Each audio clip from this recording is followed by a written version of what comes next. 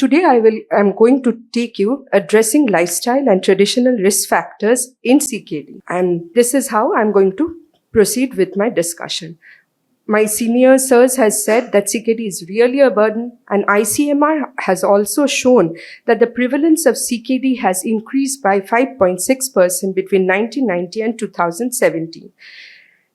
This pie diagram by a study, the CKD patients show that only 22% of the CKD patients accept their diagnosis and finally proceed for therapy. Initially, they try alternative, disbelief, second opinion, depression. So we need to counsel them that CKD is treatable, and if we address the risk factors, we can prevent progression to ESKD. And by treating the risk factors, we can prevent the progression. The risk factors for CKD can be cardiovascular, endocrine, lifestyle, and I'm going to discuss some novel risk factors. Among the endocrine, we very well know about diabetes. Hypothyroid also causes progression of CKD through decreasing cardiac output through activation on the renin-angiotensin system. Testosterone, I will discuss separately, and as Sir said, Dr. Chatterjee, that males are more predisposed to CKD because of various factors. Among the cardiovascular factors, we have hypertension, which by remodeling of the afferent arteriole causes progressive nephrosclerosis, dyslipidemia, lipid accumulation causing oxidative stress, and the cardiorenal syndrome also accounts for a good portion of both acute and chronic kidney disease. And among the lifestyle factors, we have obesity and smoking in 50%, as well as environmental factors, certain specific genes, and herbal nephropathy too. Blood pressure control is very, very important, which we were having a discussion in the question-answer session, because treating hypertension in various trials have shown that it slows the progression, specifically in albuminuric CKD, and reduces the rate of cardiovascular complications. These were the different landmark trials which had been done from time to time, starting from MDRD and then SPRINT2. MDRD showed that in the patients with intensive control group, in whom the BP targeted was 125/75, and patients having proteinuria more than 3 grams per day, in the intensive control group, they could slow the rate of EGFR decline better compared to the conventional group. And in the SPRINT, though it didn't show difference in the progression of CKD, but intensive BP lowering had some improvement in the initial 6 months because of the acute hemodynamic effect of the lower BP. And the long-term cohort of the ASK and the MDRT group also showed that aggressive BP lowering reduced the progression to end-stage kidney disease, but again, the benefit was mostly in the proteinuric CKD group. And the following speakers will address that what we have for management of hypertension in CKD, depending on proteinuria or no proteinuria. Our decision is also influenced by age, race, comorbidities, and co-prescriptions of other drugs.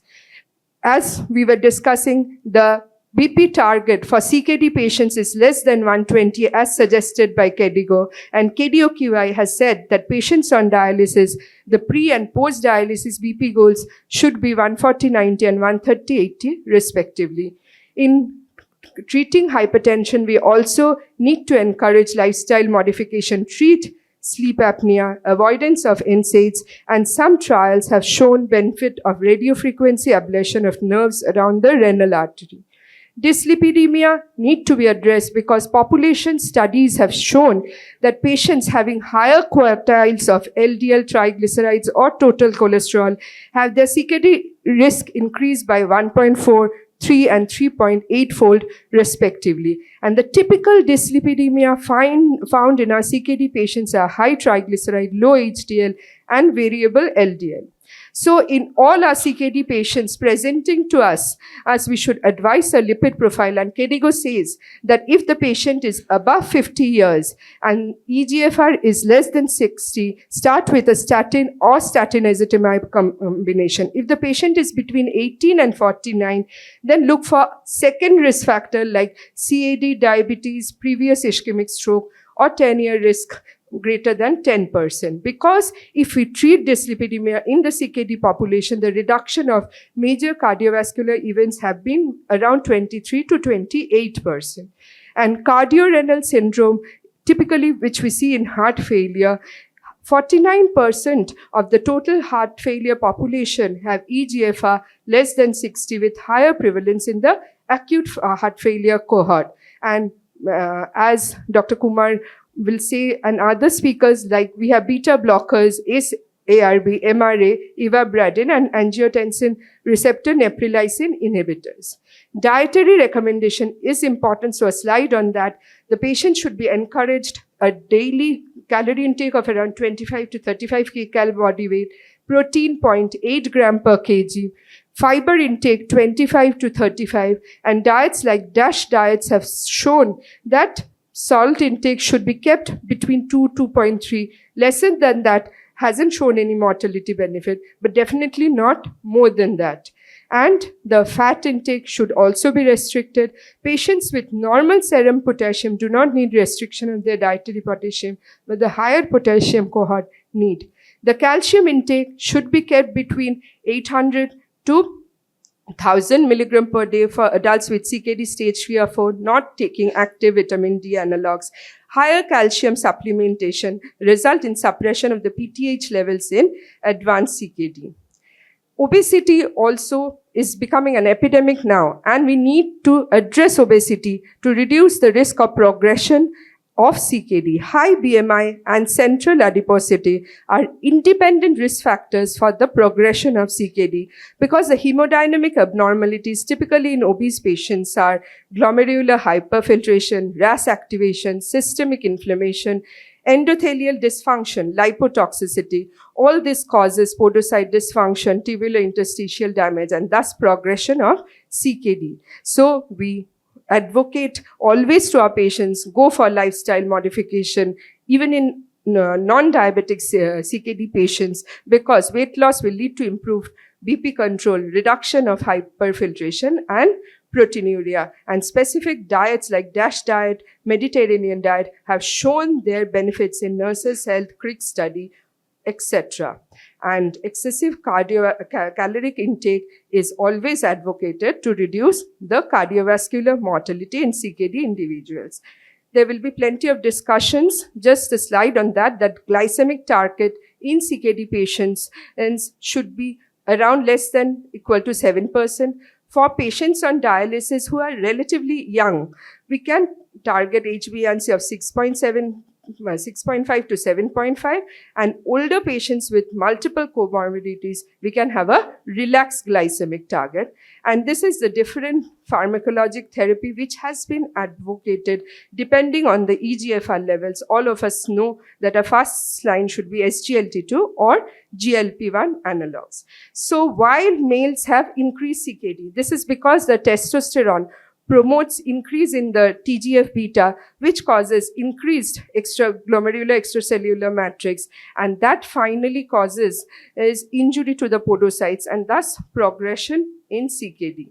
Smoking cessation is very important, which we should encourage in our CKD patients, and we need to advise drugs or nicotine patches. Nicotine patch doesn't have any variation in the dose level depending on the CKD, but bupropion and varenicline, the dose need to be altered depending on the EGFR levels.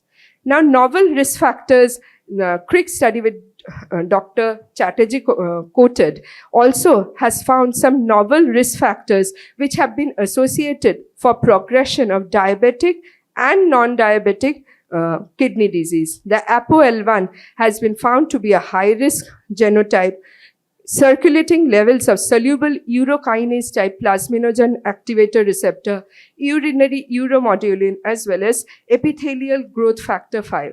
But specifically, they have found association with CXCL2, urinary neutrophil gelatinous associated lipocalin, and cardiac markers. And this have been found to contribute more to CKD exceeding systolic BP E greater than 140 as risk factor, and it increases the risk of CKD progression. So in future, we may have studies with these risk factors to assess the progression of CKD in both diabetic and non-diabetic populations.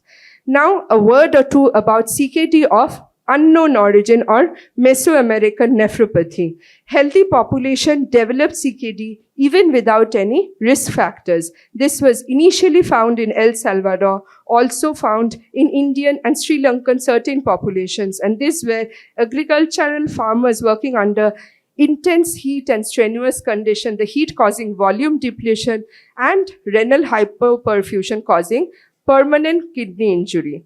Genetic risk factors has also been found. COL4A5 has been associated with autosomal dominant polycystic kidney disease, and ApoL1 gene has been strongly associated with CKD in African Americans. And this I found Indian chronic kidney disease study done and published recently in 2022 by doctors from Hyderabad, Chandigarh, and Delhi. There were a total of 4,000 patients. The mean age was 50.3, plus minus 11 years. 67.2% were males, 87% hypertensive, 37 diabetes, 22% had CVD. And diabetic kidney disease, chronic interstitial nephritis, and CKD of unknown origin were the leading causes found in this group.